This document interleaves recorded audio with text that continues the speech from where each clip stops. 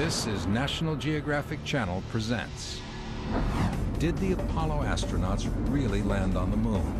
This question lies at the heart of a theory born in an era of suspicion and political mistrust. Can we unlock the truth and put these conspiracy theories to rest once and for all?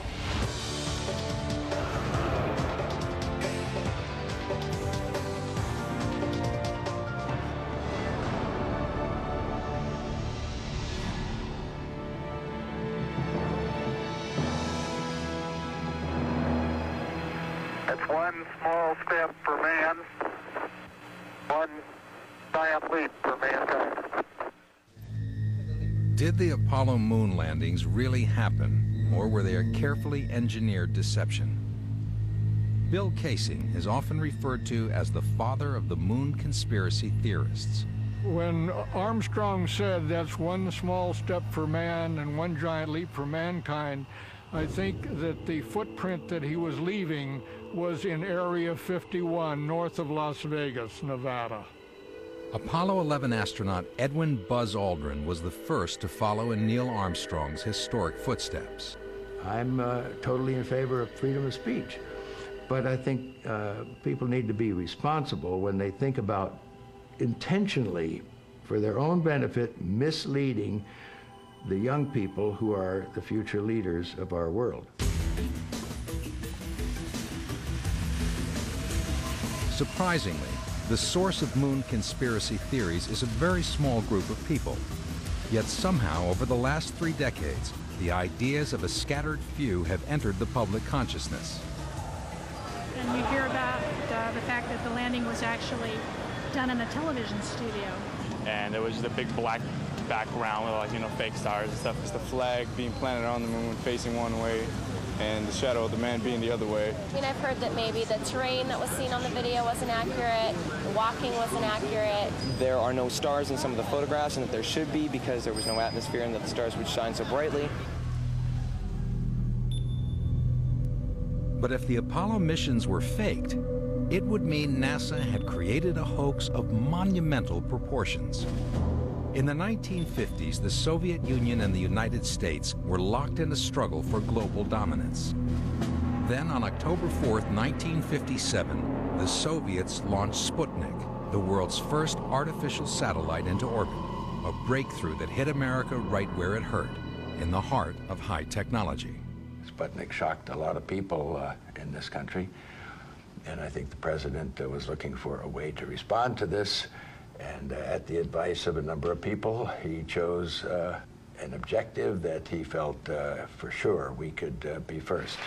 We choose to go to the moon in this decade and do the other things, not because they are easy, but because they are hard. But was putting a man on the moon so important that the United States government faked it? If so, legions of NASA employees have participated in a massive deception for more than 35 years. At the peak of the Apollo program, NASA employed 400,000 people. It was a giant step for mankind. We moved from people dreaming about whether people could get into space, and we went ahead in a very short time. So it was a very momentous achievement. On July 16, 1969, the Apollo 11 astronauts prepared for liftoff. But while the world eagerly awaited for history to be made, one man already had his doubts. Through the early 1960s, Bill Kaysing worked in the technical publications department for Rocketdyne, a company that helped manufacture the Apollo rockets. Though not an engineer, Kaysing questioned the competence of the Apollo project. He claims the CIA has tried to silence him by making 3 attempts on his life. Today, he lives a quiet life in the Nevada desert, running a cat sanctuary. I really believe that they weren't in the command capsule at launch. they did a little bit of a magician act with the astronauts. They went up the elevator, but they came down the elevator. In other words, they did not want to risk the lives of the astronauts in case the Saturn blew up. Like Bill Kaysing, self-trained engineer and author Ralph Renee questions NASA's engineering capability at the time of the launches. There is absolutely no way they went to the moon with what they had. In fact, there's no way they can go today. There's no way they can go tomorrow. You don't send man where you haven't sent the monkey. But if NASA didn't put a man on the moon, it would have had to fake the evidence. In fact, it's NASA's own visual images that have done the most to fuel conspiracy theories.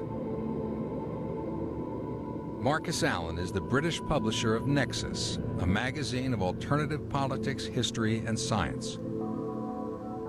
Those photographs can be demonstrated not to have been taken on the lunar surface.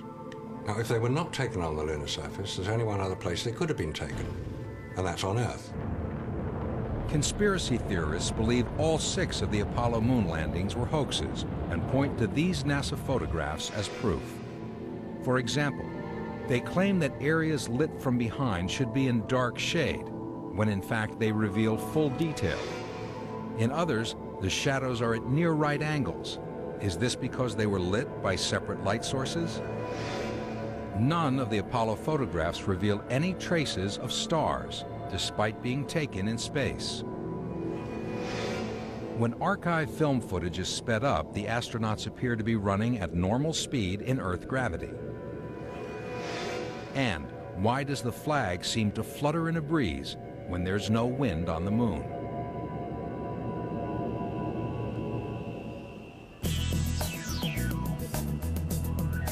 To test these conspiracy claims, we relied on our own technical knowledge as filmmakers to create a lunar set.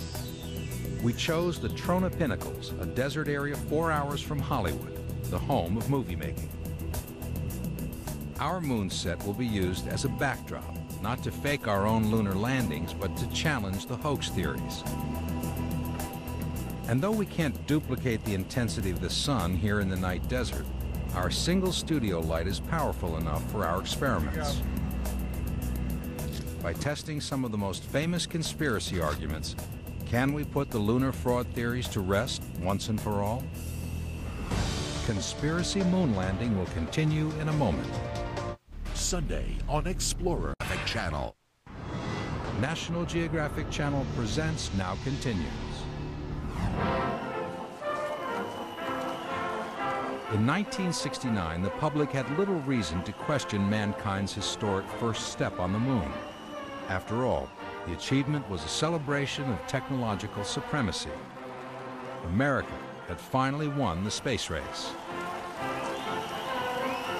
While millions celebrated the historic mission, Ian Morrison was a student at the Jodrell Bank Radio Telescope near Manchester, England. There, he witnessed the event from a unique perspective. The telescope's radio tracking device allowed him to listen in to the astronauts' conversations. It also meant he could follow the Eagle as it prepared to land on the lunar surface. I should say that we were not officially tracking the Apollo craft. We were doing this for fun, our own fun and our own interest. T-minus 15 seconds. Guidance is internal. 12, 11, 10, 9. Ignition sequence start. We could hear the whole conversation of the astronauts all the way down to the surface. They were obviously highly excited, and it must have been wonderful as they sort of literally reached the surface. 2, 1, 0. Liftoff. We have a liftoff. 32 minutes past the hour. Liftoff on Apollo 11. Astronomer Sir Patrick Moore reported the mission live on British television. Ever since the dawn of human history, we dreamed about going to other worlds, and this was the first time it had been done. And of course it was an exciting time, and also a very tense one. Conspiracy theorists claim NASA faced an uphill struggle with its 1960s technology. Just 14 months before the Apollo 11 mission, Neil Armstrong test-piloted a lunar lander research vehicle. The result wasn't typical, but it provided fodder for the skeptics. Unfortunately, it went out of his control, and luckily he was able to eject before it crashed in flames. And of course, the point is, if they couldn't get a simulator to work on Earth, how in the world could they get the actual lunar module to work on the moon? Conspiracy theorists question not only the technical capabilities of the landing craft, but also the computing power that guided it. They compare the computer technology on board the Apollo spacecraft to that of a pocket calculator.